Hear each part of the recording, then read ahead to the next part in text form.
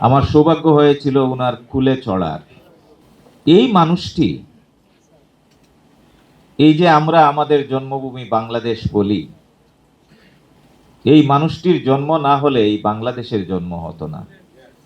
৭১-এর মহান মুক্তিযুদ্ধ, আমার প্রবন্ধকার বলেছে, পাকিস্তানি হানাদারদের অমানুষিক অত্যাচারে বাংলার মানুষ যখন দিশেহারা, কি করবে কিছুই খুঁজে পাচ্ছিল না।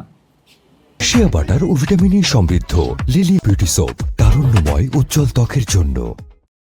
একজন আর্মির সাধারণ সৈনিক থেকে উনি জাতিকে দিক নির্দেশনা দিয়েছে, স্বাধীনতার ঘোষণা দিয়ে জাতিকে পথ দেখিয়েছে এখন কি করতে হবে। শুধু ঘোষণা দিয়েই উনি ক্ষান্ত হয়নি, জেট ফোর্স গঠন করে নিজে সেই সমর যুদ্ধে নেতৃত্ব দিয়েছে। শহীদ প্রেসিডেন্ট জিয়াউর রহমান ছিল বিদায়ী আমরা একটি দেশ পেয়েছি, দেশের মানচিত্র পেয়েছি, স্বাধীনতা পেয়েছি, একটি ভূখণ্ড পেয়েছি।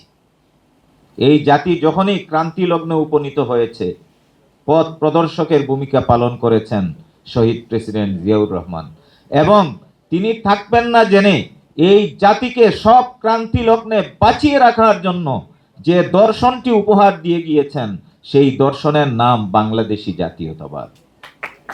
1975, সেই 75-এ ভারতীয় আধিপত্যবাদ যখন বাংলাদেশকে আবারও স্বাধীনতা হরণের একটি পন্থায় উপনীত হয়েছিল, সিপাহী জনতার অভ্যুত্থানের মাধ্যমে এই দেশের স্বাধীনতাকে দ্বিতীয়বারের মতো রক্ষা করেছিলেন শহীদ প্রেসিডেন্ট জিয়াউর রহমান।